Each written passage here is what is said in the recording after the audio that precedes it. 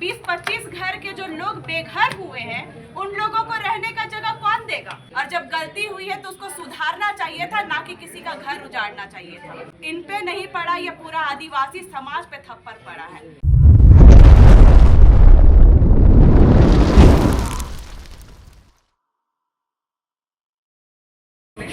वो बेशक बहुत ही घटिया तरीके से प्रशासन द्वारा काम किया जा रहा है। अगर इन्हें बुलडोजर चलाना था तो पहली बात मैं इन पेपरों के बारे में बात करना चाहूंगी कि अगर इनके पास जो लीगल पेपर, जिनके बदौलत अगर ये बात कर रहे हैं, इनके पास ये लीगल पेपर है तो वो किस बेसिस पे काम कर रहे हैं। ठीक है, मैं हाईकोर्ट का जो भी आदेश है मैं उनका सम्मान करती हूँ, लेकिन जो लोग मोटेशन फाइल कर रहे हैं, हमेशा टैक्स भर रहे हैं, तो वो किस चीज का टैक्स भर रहे हैं, इसका जवाबदेही कौन देगा?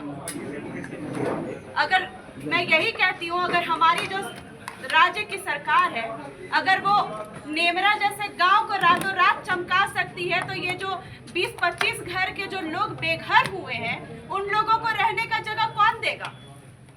आपके अधिकारियों द्वारा, आपके पदाधिकारियों द्वारा तो इनका पैसा लिया गया है, टैक्स भरा गया है, हर चीज का पैसा भर रहे हैं।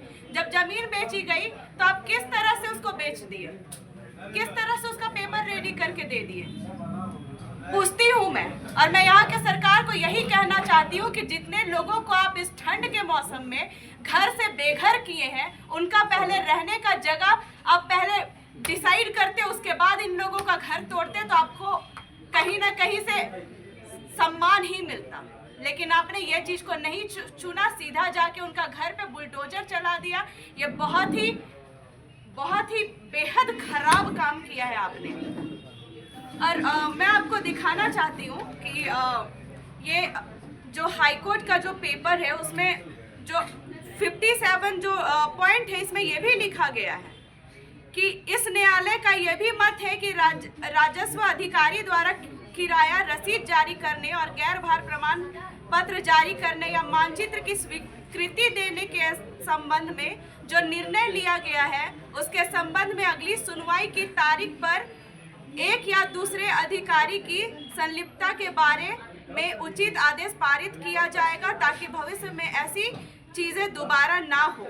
अब मैं बताती हूँ कि ये पेपर है 11 दिसंबर 2025 का, तो इन लोगों को भी पता है कि इन लोगों के तरफ से गलती हुई है, हाईकोर्ट से भी गलती हुई है, तो इस चीज को ये मानने के लिए तैयार क्यों नहीं है? और जब गलती हुई है तो उसको सुधारना चाहिए था, ना कि किसी का घर उजाड़ना चाहिए था। और घर उजाड़ने से पहले इन लोगों को जगह देना चाहिए था। और कल जो थप्पड़ हमारी आंदोलनकारी बहन पे पड़ा, ये सिर्फ इन पे नहीं पड़ा, ये पूरा आदिवासी समाज पे थप्पड़ पड़ा है।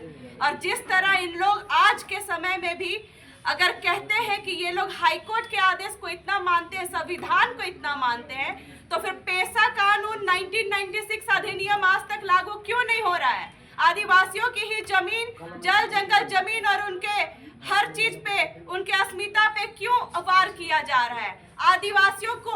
आदिवासियों की जो अस्तित्व है उस पे क्यों वार किया जा रहा है? आदिवासी समाज अब जागरूक हो रहा है, अब नहीं झेलेगा। सबको आज अपना हक और अधिकार पता है और सब पेपर के साथ सामने आ रहे हैं। तो अब देखते हैं कि इस पे कौन फर्जी लोग जीतते हैं या जिनके पास लीगल पेपर है वो लोग जीतते हैं। धन्यवाद।